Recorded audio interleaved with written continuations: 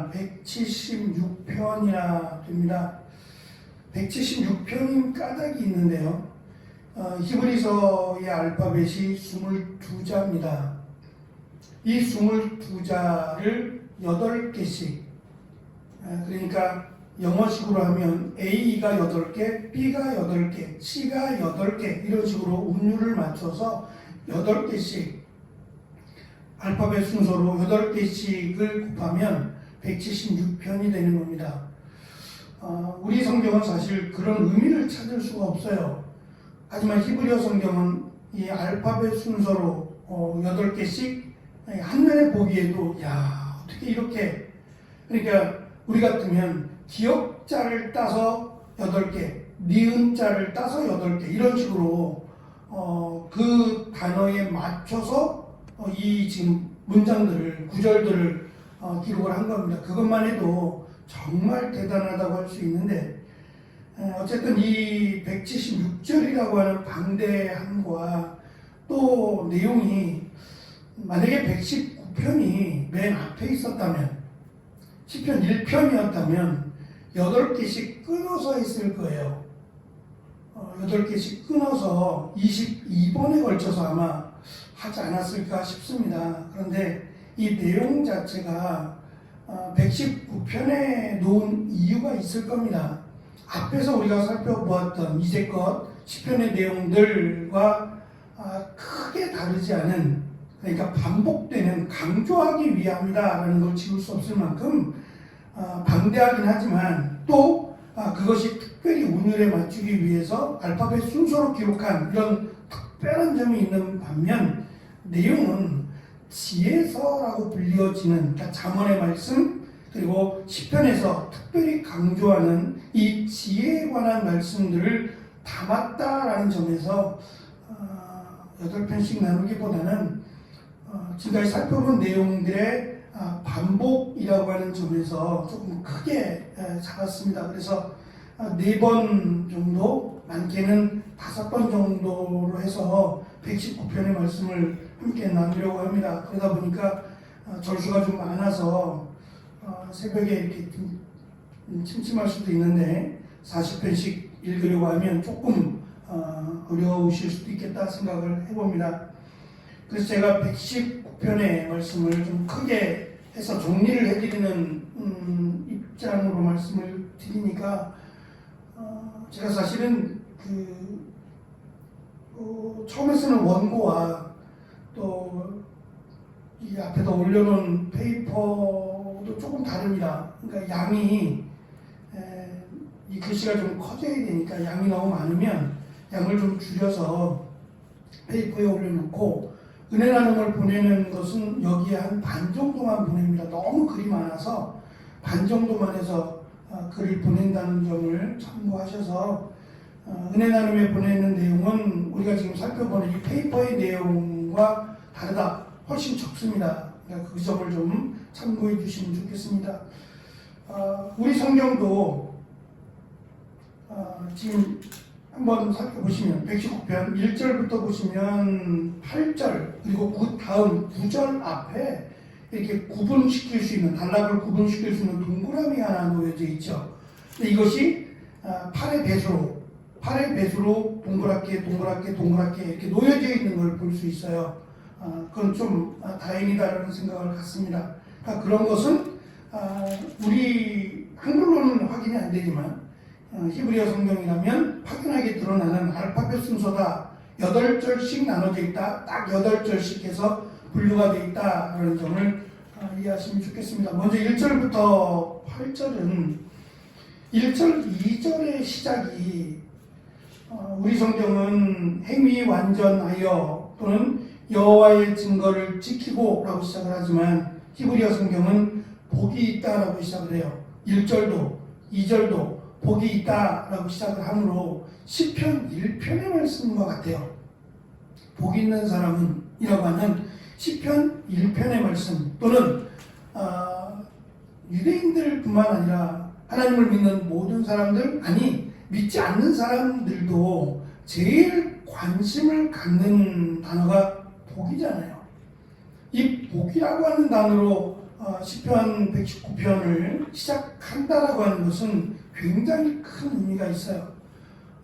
그 복이 무엇이냐를 지금 말하려고 하기 때문입니다. 심각한 위험과 또는 감당할 수 없는 어려움에 빠져 있더라도 시인은 하나님의 복이 신실한 자들과 함께 한다라는 것을 강조합니다. 그래서 하나님의 명령을 지킬 것과 하나님의 보호하심과 돌보심이 우리가 찬양하는 찬양의 이유가 될 것임을 1절부터 8절에서 강조합니다. 9절부터 16절은 우리가 살아가는 이 땅의 삶 속에서 어떻게 순결하게 또는 깨끗하게 또는 유대인들이 생각하는 의롭게 살아갈 것이냐에 초점을 맞춥니다. 어찌 보면 유대인들이 가장 궁금해하는 내용들에 대한 질문과 그 궁금증에 대한 답을 119편이 준다라고 보시면 좋을 것 같아요. 시편 73편에도 사실은 이 질문을 합니다. 그리고 잠언 29장에서도 이 질문들을 하지만 답은 주지 않아요. 그러니까 질문을 통해서 스스로 깨달으라고 또는 그들이 알고 있다면 잊지 말 것을 권면하는 정도를 하는데 9절에서는 그 답을 던져줍니다. 그것은 주의 말씀을 따르는 겁니다. 그것이 우리를 의롭게 순결하게 깨끗하게 한다라고 시인은 강조합니다.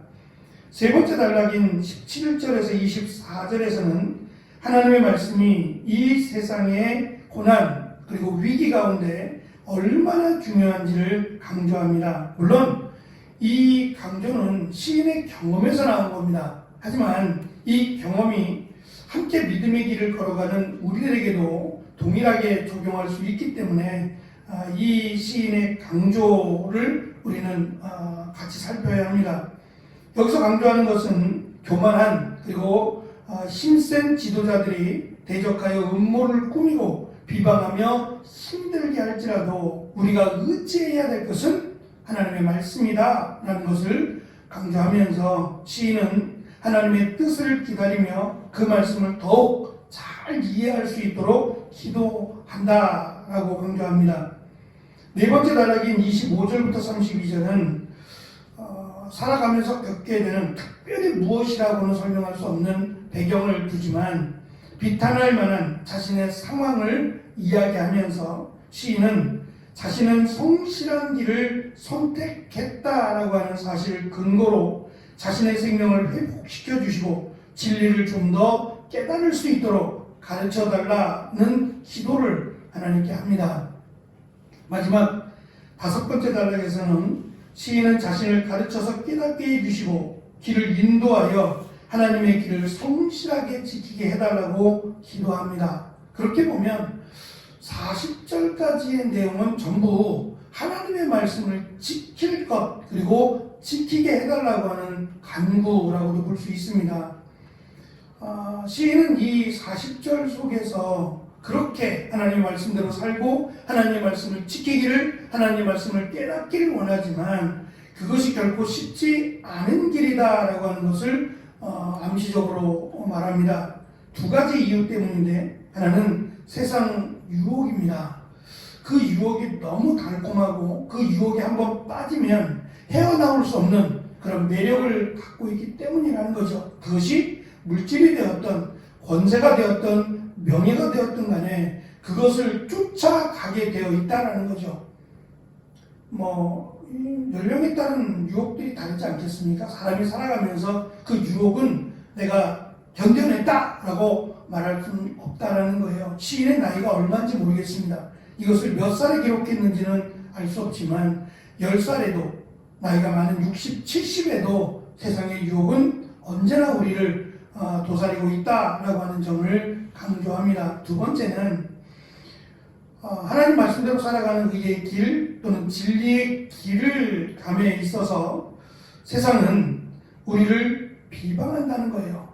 우리를 이해하려고 하는 것이 아니라 우리를 비방하고 또 우리를 넘어지게 한다라고 하는 점에서 시인은 이 두 가지 걸림돌이라고 할 수 있는 이 두 가지 큰 유혹과 비방을 넘어서야 할 것을 강조합니다. 그래서 이 비방 가운데도 끝까지 믿음을 지키고 하나님만을 바라보며 이 길, 의인의 길 또는 믿음의 길, 아니면 1절에서 강조하는 복의 길이라고 하는 이 인생의 여정을 하나님의 은혜 가운데 마치기를 시인은 강조합니다. 그래서 너무도 방대하지만 이 방대한 내용들을 반복되는 단어들도 있고 또 앞에서 살펴봤던 시편이 전부 한 사람의 내용이 아니기 때문에 너무도 소중한 내용들의 반복일지라도 시인이 이것을 또 다르게 해석하고 또 나름대로 시인의 경험을 통해서 해석하는 이 내용들을 우리가 조금씩 살펴보면서 지혜의 말씀으로 받으면서 이것이 우리가 살아가는 또 살아야 할 인생의 여정임을 다시 한번 깨닫는 귀한 시간이 되시기를 축원합니다. 기도하겠습니다.